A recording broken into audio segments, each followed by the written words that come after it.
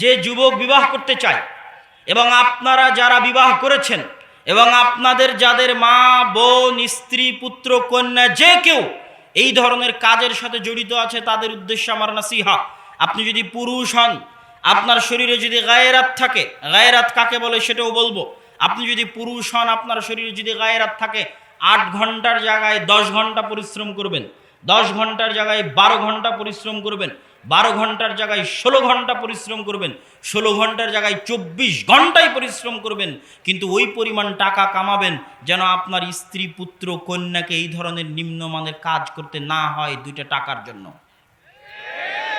এটা অপমান, এটা আমাদের মা এবং বোনদের অপমান, এটা আমাদের সমাজের অপমান। সম্মানিত উপস্থিতি, গায়রাত কাকে বলে?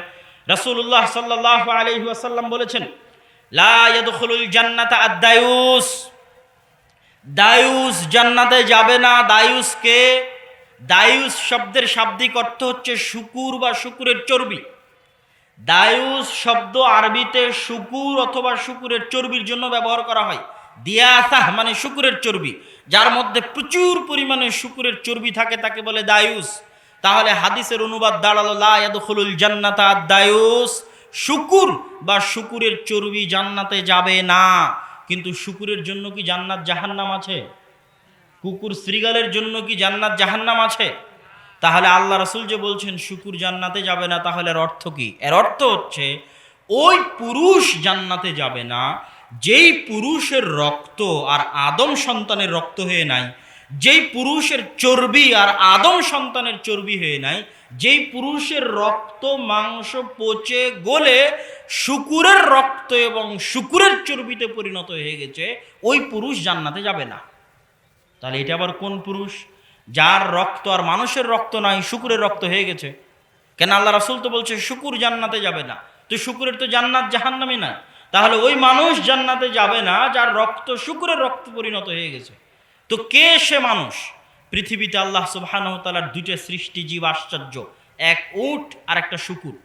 উট হচ্ছে সবচেয়ে আত্মমর্যাদা সম্পন্ন একটা প্রাণী, যার রাগ প্রচুর, এতটা আত্মমর্যাদা সম্পন্ন।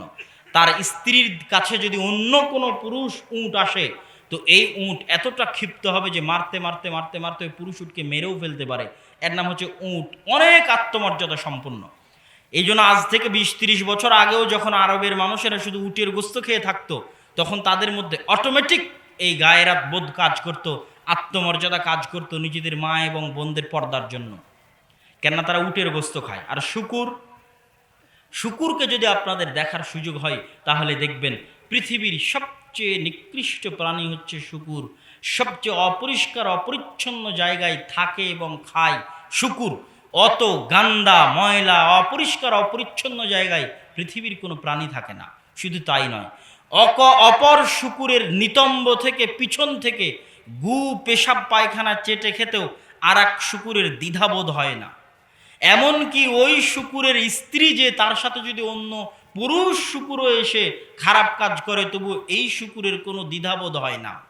শুকুর এই ধরনের নিম্নমানের অপরিষ্কার অপরিচ্ছন্নওয়ালা ঘৃণিত নিম্ন শ্রেণীর একটা প্রাণী। এই জন্য পৃথিবীতে যারা এই শুকুরের গোস্ত খাবে তাদের চরিত্র ওই রকম হয়ে যাবে। ইউরোপ আমেরিকার মানুষ যারা শুকুরের গোস্ত খায় প্রচুর পরিমাণে, তাদের চরিত্র ওই রকমই হয়ে গেছে। তো যারাই শুকুরের গোস্ত খাবে তাদের চরিত্র ওই রকম হয়ে যাবে। কিন্তু আমাদের সমাজে এমনও মানুষ আছে যারা শুকুরের গোস্ত খায় না ঠিকই, কিন্তু তাদের চরিত্র চাল চলন এই শুকুরের মতো হয়ে গেছে। কিভাবে? তারা বিবাহ করেছে মোহর দিয়ে, তারা টাকা পয়সা ইনকাম করে, নিজেকে পুরুষ বলে দাবি করে, অথচ পুরুষ বলে দাবি করার পরেও তাদের স্ত্রীরা বেপর্দায় রাস্তাঘাটে ঘুরছে, তাদের মেয়েরা বেপর্দায় রাস্তাঘাটে ঘুরছে। তো তবুও তাদের ইজ্জতে এবং তাদের রক্তে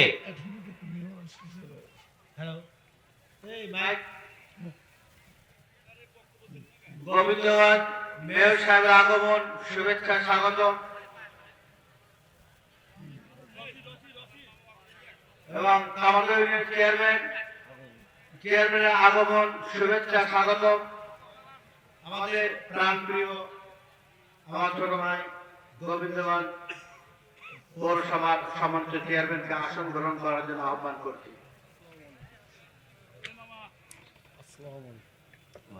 ভালো আছেন ইনশাআল্লাহ। এবং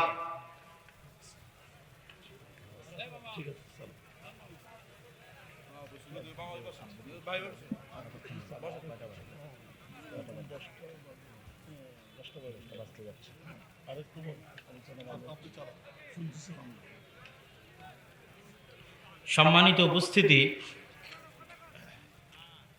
আমি আপনাদের সামনে আলোচনা করছিলাম যে রাসূল সাল্লাল্লাহু আলাইহি ওয়াসাল্লাম বলেছেন, আদ-দায়ুস যারা তথা শুকুরের রক্ত এবং চর্বি জান্নাতে যাবে না। তো শুকুরের রক্ত এবং চর্বির তো জান্নাত জাহান্নাম নেই, তাহলে ওই মানুষ জান্নাতে যাবে না যেই মানুষের রক্ত আর মানুষের রক্ত নয়, শুকুরের রক্ত হয়ে গেছে। তো সেটা কোন মানুষ? শুকুর যেমন অপরিষ্কার অপরিচ্ছন্ন নোংরা ময়লা জায়গায় থাকে, এবং শুকুরের যেমন এতটুকু লজ্জা কাজ করে না যে আরেকজনের নিতম্ব থেকে পেশাব পায়খানা চেটে খাবে, এবং শুকুরের যেমন এতটুকু লজ্জা কাজ করে না যে তার স্ত্রীর সাথে আর 10 জন শুকুর কি করলো এইটা নিয়ে যেমন তার দ্বিধাবোধ কাজ করে না, যেমনটা বিপরীতভাবে উটের ক্ষেত্রে কাজ করে। উট অনেক গায়রাতওয়ালা আত্মমর্যাদা সম্পূর্ণ প্রাণী। তো পৃথিবীতে বহু মানুষ আছে যারা বিবাহ করার পরও, মোহরানা দিয়ে বিবাহ করার পরও তাদের স্ত্রী পরপুরুষের সাথে হাসি মুখে কথা বললে তাদের রক্তে সরিষা সম পরিমাণ কাজ করে না। তাদের মেয়েরা বেহায়া বেপর্দা হয়ে রাস্তাঘাটে চলাফেরা করলে তাদের রক্তে সরিষা সম পরিমাণ কাজ করে না। তার অর্থ হচ্ছে তাদের রক্ত আর মানুষের রক্ত নেই, তাদের রক্ত পচে গলে দুর্গন্ধযুক্ত শুকুরের রক্তে পরিণত হয়ে গেছে। না হলে মানুষ মাত্রই, স্বাভাবিকভাবে পুরুষ মাত্রই, পৃথিবীর যে কোনো ধর্মের, যে কোনো বর্ণের, যে কোনো রঙের পুরুষ মাত্রই যদি তার বৈধ স্ত্রীর সাথে অন্য কোনো পরপুরুষ অবৈধ সম্পর্ক করে তার অন্তরে কষ্ট লাগে পুরুষ মাত্র। এই কষ্টটা যার পৌরুষত্ব যত বেশি তার এই কষ্টটা তত বেশি, যার ভারাত্ম এবং ব্যক্তিত্ব যত বেশি তার এই পৌরুষত্বটা তত বেশি। এই পৌরুষত্বের জোরেই রাসূল সাল্লাল্লাহু আলাইহি ওয়াসাল্লাম বলেছেন, যারা উটের মতো পৌরুষত্বের অধিকারী, আত্মমর্যাদার অধিকারী, তাদের সন্তানেরা, তাদের স্ত্রী পুত্ররা, তাদের কন্যারা বেহায়া বেপর্দা অবস্থায় রাস্তাঘাটে চলাফেরা করবে, পরপুরুষের ধাক্কা খাবে, অবৈধ সম্পর্ক করবে, হাসি মুখে কথা বলবে, এটাই পুরুষ কোনোদিন বরদাস্ত করতে পারবে না। সম্মানিত উপস্থিতি, আমরা কি আলোচনা করছিলাম? আমরা আলোচনা করছিলাম ইসলামী সমাজ ব্যবস্থায় একজন মা এবং বোনের অবস্থানটা কোথায়, আর একটা বস্তুবাদী সমাজ ব্যবস্থায় মা এবং বোনের অবস্থানটা কোথায়। বস্তুবাদী সমাজ ব্যবস্থায় আমরা দেখেছি মা এবং বোনের অবস্থান হচ্ছে প্রোডাক্ট, পণ্য। আর পণ্য মানে যতক্ষণ চেহারা আছে ততক্ষণ সম্মান আছে।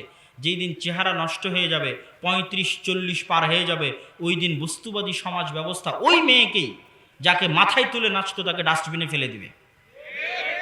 এটাই পৃথিবীর নিয়তি। যেহেতু ওই বস্তুবাদী সমাজে সবকিছু নির্ধারিত হয়েছে টাকা দিয়ে, আর ইসলামী সমাজে টাকা দিয়ে নির্ধারিত হয়নি, সম্মান, মর্যাদা, ভালোবাসা দিয়ে নির্ধারিত হয়েছে, যার বিস্তারিত বিবরণ মা এবং বোনদের ইসলামী সমাজে কি অবস্থান হতে পারে, তাদের পর্দার কি অবস্থান হতে পারে, তাদের দায়িত্ব বোধের জায়গায় কি হতে পারে, তাদের ক্যারিয়ার বলতে কোন ক্যারিয়ারটা আসল ক্যারিয়ার, তাদের কাজ বলতে কোন কাজটা আসল, তাদের দায়িত্ব বলতে কোন দায়িত্বটা আসল, এই বিষয়ে ইসলামী সমাজে মা এবং বোনদের অবস্থান আমি আমার জায়গা থেকে আশা করি পরিষ্কার করেছি। এবার আমরা চলি পরের পর্বে। আমাদের ইসলামী সমাজে যুবকদের অবস্থান কোথায়, তরুণ এবং যুবকদের কি দায়িত্ব, তরুণ এবং যুবকদের কি কাজ। আজকের অত্র বৈঠকে উপস্থিত অত্র এলাকা সহ আশেপাশের এলাকা থেকে আগত শত শত হাজারো তরুণ এবং যুবকদের উদ্দেশ্য করে বলতে চাই যে আমরা মুসলিমরা রাজনৈতিকভাবে স্বাধীন হলেও অর্থনৈতিকভাবে এবং জ্ঞান বিজ্ঞানে পরাধীন। অর্থনৈতিকভাবে কেন পরাধীন তাও বলবো, জ্ঞান বিজ্ঞানে কেন পরাধীন সেটা দিয়ে শুরু করি। আজকের বিশ্বের সবচেয়ে উন্নত বিশ্ববিদ্যালয় অক্সফোর্ড এবং ক্যামব্রিজ, এই অক্সফোর্ড ক্যামব্রিজ বিশ্ববিদ্যালয় প্রতিষ্ঠার 500 বছর আগেও স্পেনে প্রায় 1000 বিশ্ববিদ্যালয় ছিল, যার মধ্যে কর্ডোভা এবং গ্রানাডায় 30টা করে বিশ্ববিদ্যালয় ছিল। আল হাকাম লাইব্রেরিতে 10 লক্ষ বই ছিল। 4.5 লক্ষ থেকে 5 লক্ষ ছাত্রছাত্রী শুধু কর্ডোভা এবং গ্রানাডায় পড়াশোনা করত। কখন? অক্সফোর্ড ক্যামব্রিজ প্রতিষ্ঠারও 500 বছর আগে যখন ইউরোপের মানুষ মাঠে গিয়ে পেশাব পায়খানা করেছে, তখন গ্রানাডা এবং কর্ডোভার রাস্তায় লাইট জ্বলেছে, উন্নত মানের লাইট। সেই রকম উন্নত সভ্যতার মানুষ যারা পৃথিবীকে জ্ঞান বিজ্ঞান উপহার দিয়েছে তারা হচ্ছে মুসলমানেরা। কিন্তু পার্থক্য কি? মুসলমানেরা যখন জ্ঞান বিতরণ করেছে তখন টাকার বিনিময়ে জ্ঞান বিতরণ করেনি, ফি সাবিলিল্লাহ জ্ঞান বিতরণ করেছে। তুমি চায়না থেকে এসেছো না আমেরিকা থেকে এসেছো, তুমি কালো রঙের না সাদা রঙের, তুমি হিন্দু না বৌদ্ধ, এইটা মুসলমানেরা দেখেনি। যে পৃথিবীর যে প্রান্ত থেকে জ্ঞান অর্জনের জন্য এসেছে, স্পেন এবং বাগদাদ, কর্ডোভা এবং গ্রানাডায় জ্ঞানের দরজা তাদের জন্য উন্মুক্ত ছিল। দুনিয়ার মানুষেরা আসো আর ফ্রি জ্ঞান নিয়ে যাও, ফি সাবিলিল্লাহ জ্ঞান নিয়ে যাও। মুসলমানদের দেওয়া ফ্রি জ্ঞান, মুসলমানদের দেওয়া ফি সাবিলিল্লাহর জ্ঞান আজকে যাদের কাছে আছে তারা জ্ঞানকে কুক্ষিগত করেছে। জ্ঞানের চারিদিকে এমন শক্তিশালী দেওয়াল দিয়েছে, আমার এবং আপনার কাছে যে জ্ঞান আছে তার চেয়ে 50 বছর আগের জ্ঞান আছে উন্নত বিশ্বের কাছে। বাংলাদেশের চাইতে 50 বছর এগিয়ে জ্ঞান বিজ্ঞান এবং প্রযুক্তি তাদের কাছে আছে। আপনি বলেন যে গোটা বাংলাদেশ বিক্রি করে দিব, তোমার কাছে যে জ্ঞান বিজ্ঞান প্রযুক্তি আছে আমার বিজ্ঞানীদের একটি শিখাও, শিখাবে না। এইরকমও নজির আছে পৃথিবীতে, আপনি গুগলে সার্চ দিয়ে দেখতে পারেন। মুসলিম দেশ উন্নত বিশ্বের কাছে বিমান কিনেছে, ফাইটার বিমান। তো ওই বিমান নষ্ট হয়ে গেলে কেমনে ঠিক করতে হবে এই প্রযুক্তিটা পর্যন্ত দেওয়া হয়নি। বলা হয়েছে বিমান নষ্ট হয়ে গেলে আবার আমাদের কাছে পাঠাবে, আবার নতুন করে চার্জ দিবে, বিল দিবে, আমরা আবার বিমান ঠিক করে তোমার কাছে পাঠাবো। এটা হচ্ছে জ্ঞানকে কুক্ষিগত করা, জ্ঞানের শাসন, বিজ্ঞানের শাসন। তাদের কাছে 50, 60, 100 বছর এগিয়ে জ্ঞান আছে আর আপনাদের কাছে নেই, এবং আপনারা চাইলেও দেওয়া হবে না। কিন্তু এর দোষ তাদের নয়, এর দোষ আমাদের এবং আপনাদের। উদাহরণ নেবেন, যারা জ্ঞান বিজ্ঞানে উন্নত তাদের দেশে আমি পড়ি, এখন ইউরোপে পড়াশোনা করি। তো যখন ফুটবল বিশ্বকাপ খেলা হয়, এই বিশ্বকাপের বেশিরভাগ প্লেয়ার টিম হচ্ছে ইউরোপের দেশ, এবং মূলত ফুটবল খেলাটা তারাই বেশি ভালোবাসে।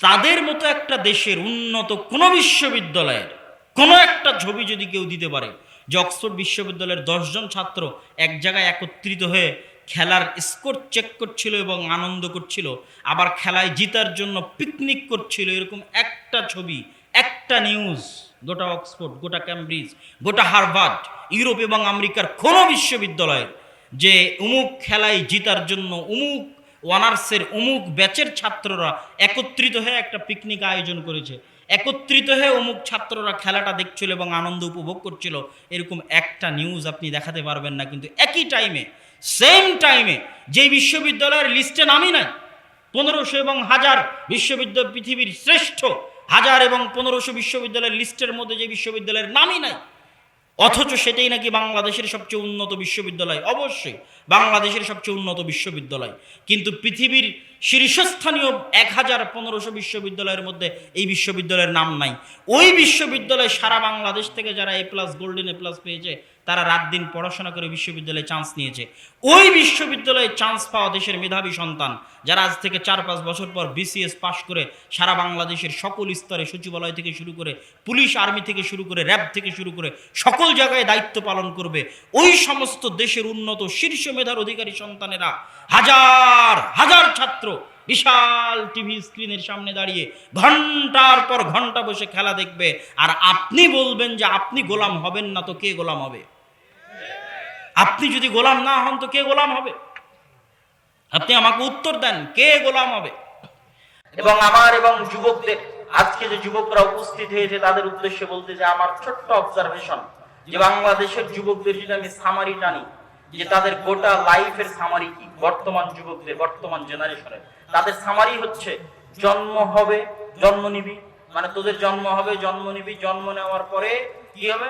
মোবাইল চালাবি, ভিডিও গেম খেলবি, free fire, PUBG, video game খেলবি, অনলাইনে জুয়া আছে, বাস্তবে জুয়া খেলা লাগে না, অনলাইনে বেটিং সিস্টেমের মাধ্যমে জুয়ার ব্যবস্থা আছে, অনলাইনে জুয়া খেলবি, মাদকতার নেশায় আসক্ত হবি, যত দুনিয়ার মাদকতার নেশা আছে সব মাদকতার নেশা অ্যাভেইলেবল দুনিয়ার সকল বাজারে, সেই মাদকতার নেশায় আসক্ত হবি, যত খেলাধুলা আছে, বিশ্বকাপ, ক্রিকেট, সব খেলাধুলার সাথে আসক্ত হবি। ফেসবুক, ইউটিউব, টুইটার, সামাজিক যোগাযোগ মাধ্যম তো আছেই, অশ্লীল দৃশ্য, নীল মুভির ছবল তো আছেই। এগুলো সব দেখতে দেখতে, এগুলোর মধ্যে আসক্ত থাকতে থাকতে জীবনের একটা বিরাট অংশ পেরিয়ে যাবে। তারপরে কি হবে? তারপরে পেশাব পায়খানা ছাড়া আর দ্বিতীয় কোনো কাজ নেই। সর্বশেষে কি? সর্বশেষে হয় পদ্মা ব্রিজের লেবার হয়ে পদ্মা ব্রিজের পাইলের মধ্যে ডুবে মারা যাবি। পদ্মা ব্রিজের ইঞ্জিনিয়ারিং করবে বিদেশিরা, যাদের কাছে জ্ঞান আছে, বিজ্ঞান আছে। আর তুই যে সারা জীবন Facebook, mobile, YouTube, Twitter, free fire, PUBG খেলেছিস, এখন পদ্মা ব্রিজের লেবারি করতে যে পাইলের মধ্যে ডুবে মরবি।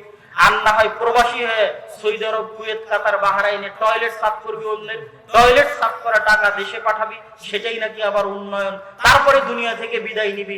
এই হলো তোদের সাত সামারি জীবনের, আমার এবং আমার।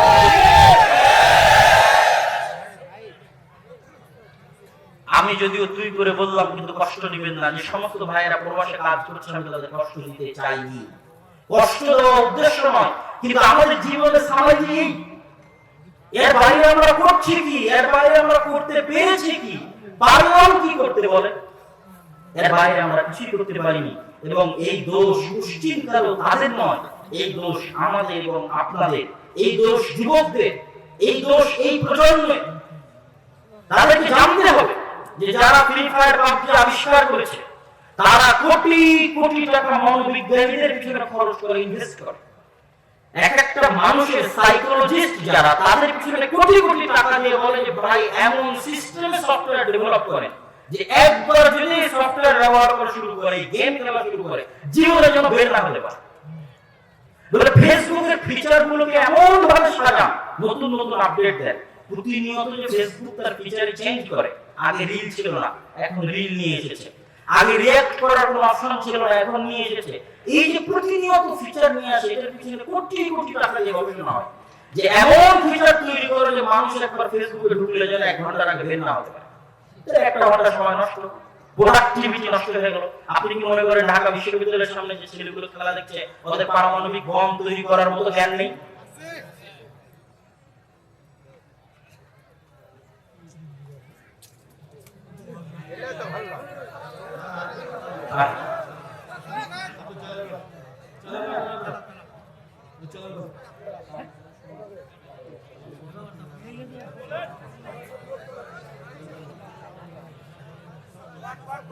হ্যাঁ বলছি,